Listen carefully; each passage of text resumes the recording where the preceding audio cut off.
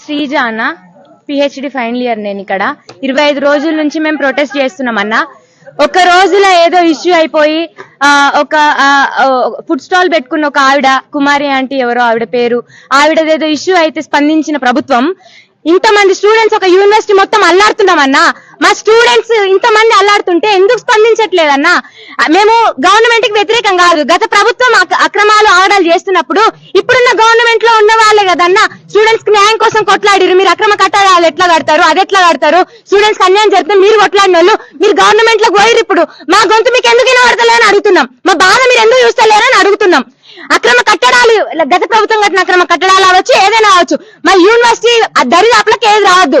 మీరు బయట ఏమైనా వేసుకోండి, మేము హైకోర్టు కట్టొద్దంటే ఏం కట్టుకోండి. మా యూనివర్సిటీ దరిదాపులకు ఏది రావద్దు. మా చదువులు మమ్మల్ని చదువుకోండి అని అడుగుతున్నాం. రేపు మేము రైతాంగానికి సేవలు చేయాలా వద్దా? రైతులకు అండగా నిలిచే ప్రభుత్వమా కాదా ఇది?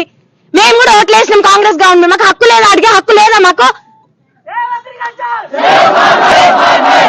ఈ రోజు మా యూనివర్సిటీ ఆఫీసర్లు వెళ్ళి గవర్నమెంట్ కి సంతకాలు పెట్టి మా ల్యాండ్స్ అన్ని ఇచ్చేస్తున్నారు. మాకు ఇన్ఫర్మేషన్ వచ్చిందన్న.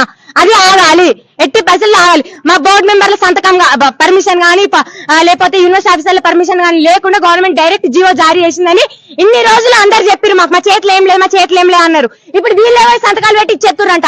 ఇది ఇన్ఫర్మేషన్ వచ్చింది, నిజమా అవదో మాకు తెలియదు. మాకు మా ల్యాండ్స్ పోవద్దు. వాళ్ళు మా యూనివర్సిటీ ఆఫీసర్లు అయినా, మా ప్రొఫెసర్లు అయినా, నాన్ టీచింగ్ స్టాఫ్ అయినా, కల్పిట్స్ ఎవరైనా రాజీనామా చేయాలి, రాజీనామా చేయాలి. అందరు రాజీనామా చేయాలి. మా విద్యార్థులకు న్యాయం జరగాలి.